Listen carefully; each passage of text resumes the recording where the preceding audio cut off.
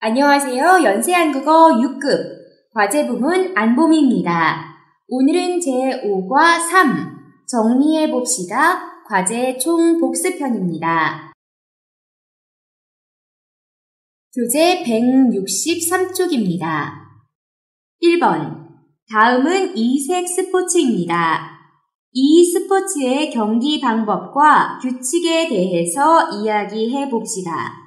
자, 책이나 화면에 그림 봐주시면서 같이 이야기해 보도록 할게요. 자, 첫 번째, 스키장 골프입니다. 자, 골프 다 아시죠? 일반적으로 골프를 하려면 골프장을 찾죠. 자, 그런데 스키장에서도 골프를 할 수 있다라고 합니다. 자, 스키와 골프를 접목시킨 스키장 골프. 겨울에 즐길 수 있는 이색 스포츠라고 할 수 있겠고요. 자, 옆에 봐주세요. 수중 펜싱입니다. 자, 펜싱 하면은 올림픽 정식 종목으로도 굉장히 유명한데요. 자, 펜싱도 굉장히 긴박감 넘치는 스포츠 중에 하나죠. 자, 그런데 물속에서 이루어진다라고 하면은 동작이 더 쉬울 것 같지 않죠? 그리고 또 보는 사람들 같은 경우는 더 재미도 있을 것 같아요. 자, 그리고 겨울철 북극곰 수영대회입니다. 한국 부산, 유명한 해운대 바닷가에서도 매년 겨울 요즘에 계속 행해지고 있다라고 해요. 네, 겨울철에는 워낙에 바다 수영하기가 힘들잖아요. 날씨가 너무 추우니까요. 특히 한국 같은 경우는요. 자, 바로 겨울철 바다 수영을 하는 사람을 북극곰에 비유한 겁니다. 겨울에 바다 수영하는 대회예요. 자, 그리고 아래 볼게요. 체스 복싱. 자, 서양 장기를 체스라고 하죠. 그리고 복싱은 여러분이 이미 잘 알고 있으실 거고요. 총 11라운드를 두고 체스를 하다가 갑자기 또 격투기인 복싱을 하다가 또 다시 체스를 하다가 지식과 체력이 모두 필요한 종합 스포츠 체스 복싱이고요. 자, 옆에 보면요. 야마카시 운동입니다. 자, 야마카시라고 하면요. 요즘에 정식으로 붙은 이름은 파쿠르라고 합니다. 자, 장애물 넘기 아시죠? 앞에 있는 장애물을 뛰어넘는 경기잖아요. 자, 그런데 굳이 장애물을 두지 않고 일상생활 속에 일상생활 속에 나무, 일상생활 속에 화단, 모든 것을 다 장애물로 두고서 보이는 대로 넘어다니는 경기를 야마카시라고 합니다. 자, 그리고 참치 던지기 대회도 이색 스포츠로 주목받고 있습니다. 이런 게 있었어? 자, 여러분도 굉장히 신기하시죠? 자, 이 중에서 우리 두 가지 스포츠에 대한 말하기 연습 진행해 보도록 하겠습니다. 체스 복싱과 파쿠르라고 불리고 있는 교재에 제시된 야마카시, 이 두 스포츠에 대한 말하기 연습 진행해 보도록 할게요. 먼저 체스 복싱입니다. 자, 체스 복싱에 대한 대략적인 설명과 왜 주목받고 있는지에 대한 이유를 소개해 볼게요. 자, 체스 복싱은 체력이 필요합니다. 하지만 체스는 지략이 필요하지요. 지식적인 전략, 지략을 필요로 합니다. 자, 소개해 보도록 하겠습니다. 격투기의 일종인 복싱은 당연히 체력과 기술이 필요한 스포츠입니다. 하지만 최근 복싱의 체력과 기술에 지략을 더해야 하는 체스 복싱이 이색 스포츠로서 주목받고 있습니다. 자, 체스는 서양의 장기에 해당한다고 했죠? 자, 우리 동양, 한국과 중국에는 장기가 있다면 서양에는 체스가 있는 거죠.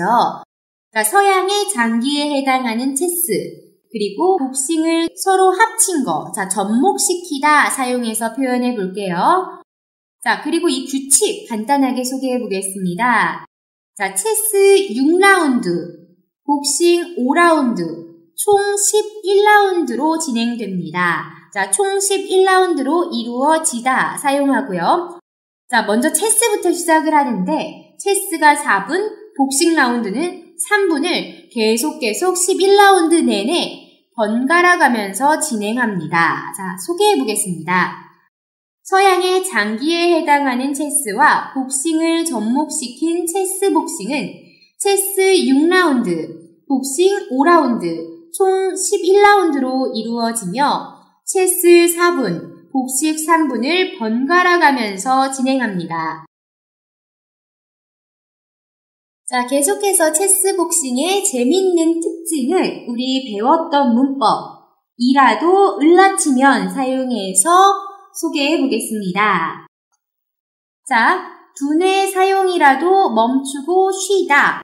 네, 체스를 하면 머리가 되게 복잡해지죠. 지략을 사용해야 되니까요. 자, 두뇌 사용. 너무 머리가 아파서 좀 쉬려고 해요.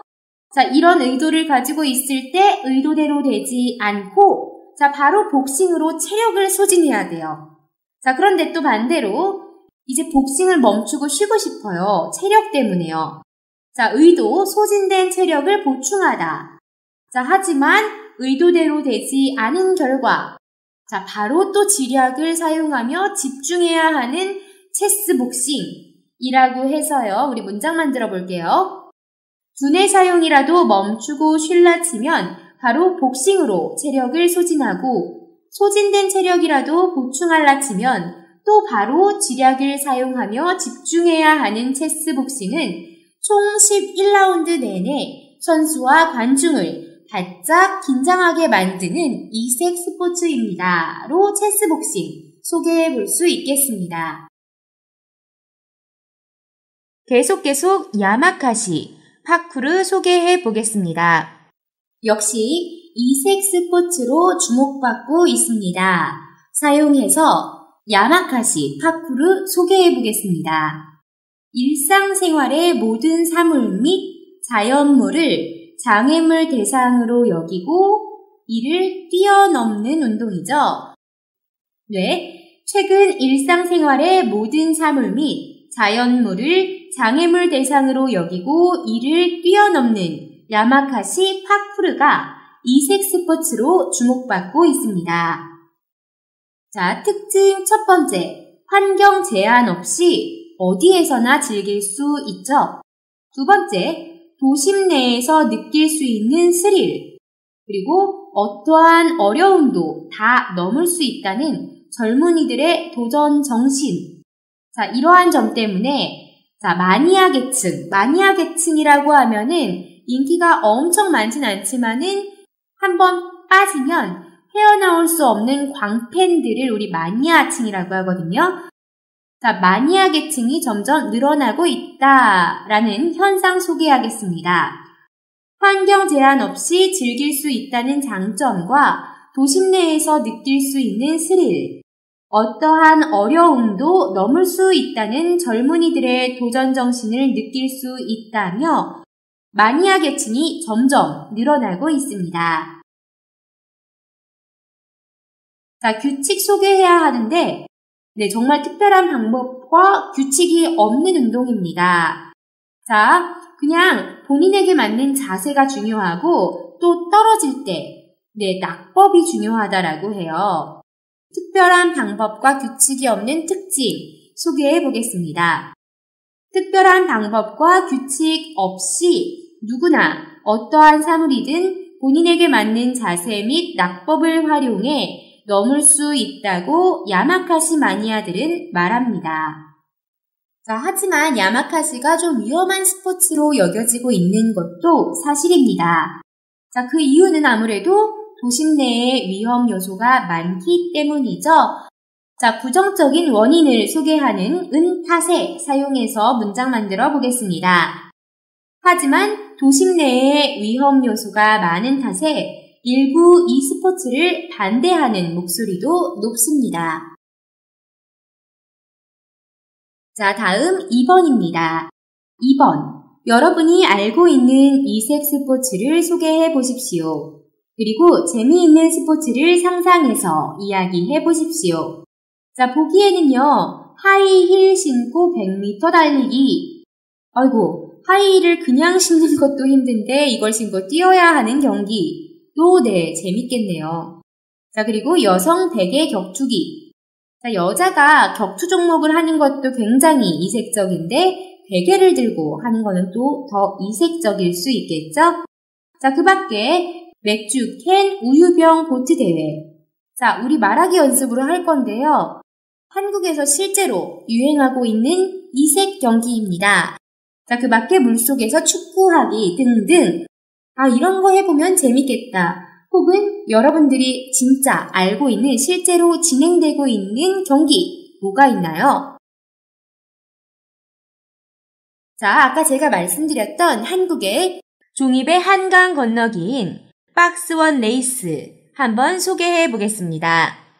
자, 이 대회는 2013년부터 한국에서 시작됐습니다. 매해 여름마다 개최되고 있고요. 점점 인기를 더 많이 얻어가고 있는 이색 스포츠 경기입니다. 종이박스하고 테이프, 비닐 랩 등을 이용해서 배를 만들어요. 자, 그리고 그 설계되고 제작된 배로 한강을 건너는 경기입니다. 자, 주로는요, 요즘 누가 많이 참여하고 있냐면 가족 단위로 많이 참여하고 있습니다. 자, 그 밖에요, 대학교 동아리 아니면 일상생활 일반인 동아리 또는 커플들, 친구들 등등 다양한 연령층, 남녀노소 상관없이 참여할 수 있는 이색 스포츠입니다.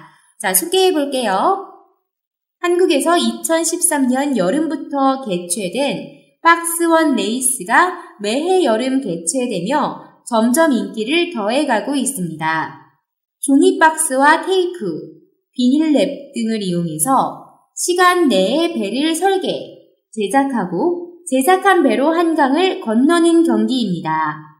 최근 가족 단위나 동아리, 커플, 친구 등등 다양한 연령층이 참여하며 남녀노소 참여할 수 있는 이색 스포츠로 자리하고 있습니다. 자, 그리고요, 여러분 이런 거 들어보셨어요? 와이프 캐링. 자, 캐링이라고 하면 옮긴다라는 건데요. 네, 핀란드에서 유래한 이색 스포츠입니다. 말 그대로 와이프를 업고 뛰는 스포츠입니다. 네, 장애물도 있어서 와이프를 업고 그 장애물을 넘으면서 뛰어야 돼요.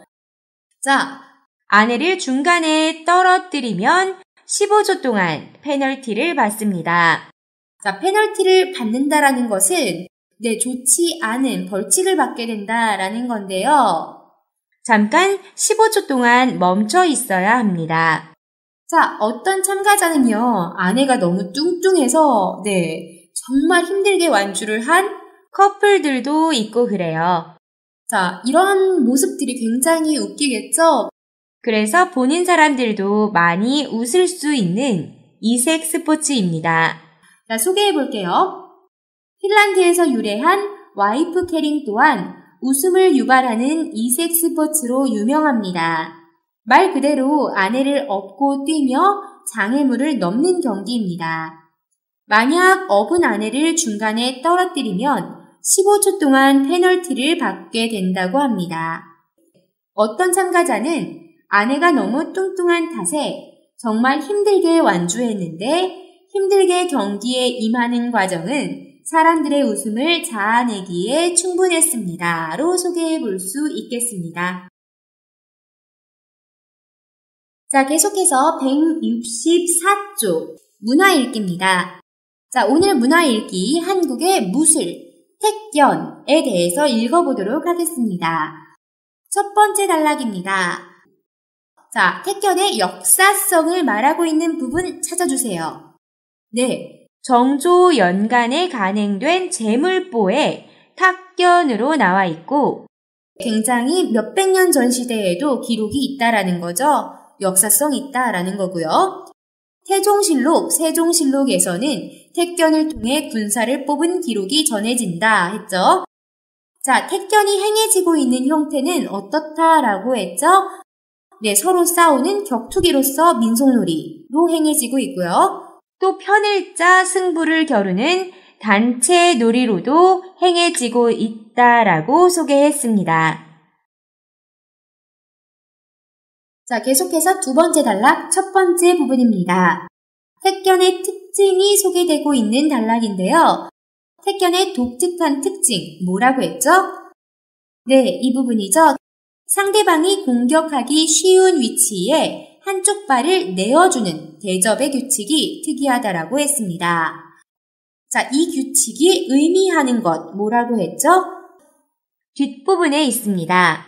공정과 형평에 대한 스스로의 의지를 굳게 하고 적극적인 투쟁 심리를 갖게 한다고 말했습니다. 자, 계속해서 두 번째 단락 두 번째 부분에서도 택견의 또 다른 특징을 소개하고 있는데요. 자, 뭐죠? 특징 2. 네, 공격자가 강한 신체 부위를 사용하지 않고 신체의 부드러운 부분으로 공격을 한다라고 했습니다. 그리고 상대방의 급소를 피하고 비교적 위험성이 적은 곳을 공격 목표로 삼는다고 했습니다. 자, 이러한 특징이 의미하는 것은요, 바로 상대방에 대한 배려죠. 자, 상대방에 대한 배려가 승부의 우선함을 나타내는 것이라고 했습니다. 공격이 중요한 게 아니라는 거죠. 그리고 상대방의 안전을 더 중요시하는 배려죠. 자, 이번에는 두 번째 단락의 세 번째 부분입니다. 자, 택견을 흥미롭게 만드는 이유와 그 기술들에 대해서 정리가 되어 있는데요. 자, 찾아볼까요? 택견을 흥미롭게 만드는 이유, 첫 번째, 네, 이 부분입니다. 고난도 발기술의 묘미를 즐길 수 있다라고 했습니다. 발기술, 네, 격투기 종목에서는 발기술만큼 흥미롭게 즐길 수 있는 기술도 없죠? 자, 이에 해당되는 기술을 찾아보면, 네, 이겁니다. 얼굴을 발로 차도 이길 수 있음. 자, 그리고요, 다른 이유 뭐죠? 네, 다양하고 종합적인 기술 구사가 가능하다라고 했습니다. 자, 다양하고 종합적인 기술, 어떤 기술이죠? 네, 상대의 높이 찬 발을 손으로 잡아서 넘길 수 있다라고 했습니다. 함부로 얼굴 공격을 못하도록 전제하는 거죠. 자, 다음 세 번째 단락입니다. 택견의 유의성이 짙게 나타나는 특징이 있는데요. 그 특징 찾아볼까요? 네, 바로 이 부분이죠. 근접거리 경기로 인해 긴박하고 경쾌한 경기 진행 및 경기 시간 단축 효과가 있다라고 했습니다. 자, 근접거리 경기라는 거, 서로 싸우는 두 사람이 경기에 임하는 두 사람이 굉장히 가깝게 진행이 된다라는 거죠. 자, 서로 싸우는 격투기 경기에서 자, 두 선수가 굉장히 가깝게 경기에 임하면 승부가 굉장히 빨라지겠죠. 자, 3단락 두 번째 부분입니다. 자, 택견은 격투기 경기인데요, 결국엔요. 자, 택견과 같은 격투기 경기가 갖추어야 할 요건, 뭐라고 했죠? 네, 구경거리를 제공해야 한다라고 했습니다. 관중들에게 흥미로운 구경거리를 줘야 되고요. 그리고 또, 네, 싸운다고 해서 누굴 죽이자는 게 아니잖아요. 도덕성도 따라야 한다고 했습니다.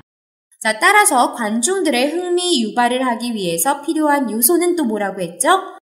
네, 승부에 소요되는 시간이 합리적으로 제한되어야 한다고 했고, 공격과 방어하는 공방 기술이 지루하게 전개되지 않도록 유도되어야 한다고 했습니다. 자, 그럼 1번부터 우리 같이 본문 내용 바탕으로 진행해 보겠습니다. 1번, 택견의 특징은 무엇입니까? 자, 첫 번째 특징은 네, 상대방이 공격하기 쉬운 위치에 한쪽 발을 내어주는 대접 규칙이었죠. 자, 공정과 형평에 대한 의지와 적극적 투쟁 심리를 유발한다고 했고요. 두 번째, 자, 부드러운 신체 부위를 사용해서 공격하고 상대방의 급소는 공격을 피한다라고 했습니다.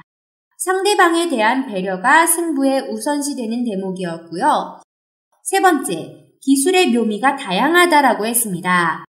얼굴 공격이 가능하지만 손으로 막는 방어 기술 또한 사용할 수 있어서 다양한 기술을 즐길 수 있고 4번, 택견은 유의성이 있는 스포츠였습니다. 근접거리에서 경기를 해서 긴박하고 경쾌한 진행과 승부시간 단축을 유도할 수 있다라고 했습니다. 2번, 택견을 통해서 알 수 있는 한국인의 사고방식에 대해서 이야기해 봅시다. 자, 한마디로 이렇게 말할 수 있습니다. 상생공명. 자, 한자어죠. 누군가를 이기고 밟고 올라가는 것이 아니고 서로 단련을 통해 같이 화합해 나가는 정신을 볼 수 있죠. 자, 소개해 보겠습니다. 택견을 통해 알 수 있는 한국인의 사고방식은 한마디로 상생공영이라 할 수 있습니다. 택견은 비록 신체를 단련하고 서로 간 겨루기도 하는 격투기 무술이지만 싸워서 이기는 승부에 초점이 있기보다는 서로 더불어 단련하고 상대방을 배려하여 같이 성장해 나가자는 상생공영의 정신을 실현하고 있는 무술입니다. 한국인이 추구하고 있는 사회정신인 고대의 홍익인간부터 대동사회와 일맥상통하는 정신을 보이는 무술이라 할 수 있겠습니다. 자, 우리 3번. 여러분 나라의 전통 무술과 특징을 소개해 보십시오. 자, 우리 중국 전통 무술, 통틀어서 우슈라고 하고 있거든요. 한국어에서는요. 중국식 한자의 한국 발음이죠. 우슈. 자, 여러분 나라의 전통과 무술 특징. 자, 중국의 우슈 소개해 보도록 하겠습니다. 자, 화면 보고 따라 말해주세요. 지금부터 저는 중국 전통 무술인 우슈에 대해 소개하려고 합니다. 우슈는 다양한 권법으로 나뉘어져 있으므로 자신의 체형과 목적에 맞게 권법을 수련하는 무술입니다. 우슈는 격투기 무술과 달리 개인 수양과 수련이 더욱 중요시되는 무술입니다. 우슈의 여러 동작들을 보면 다양한 방어 기술들을 볼 수 있는데 이는 우슈는 공격을 하고 상대방을 제압하기 위한 무술이 아닌 방어를 통해 자신을 지키고 주변인들을 지키고자 하는 중국 고유의 평화와 화합의 정신을 볼 수 있는 대목이라 할 수 있겠습니다. 자, 이렇게 해서요. 자, 5가 모두 마무리됐습니다. 자, 여러분 수고 많으셨고요. 자, 다음 시간 6과부터 또 새로운 주제로 찾아뵙겠습니다. 자, 안녕히 계세요. 다음 시간에 또 만나요.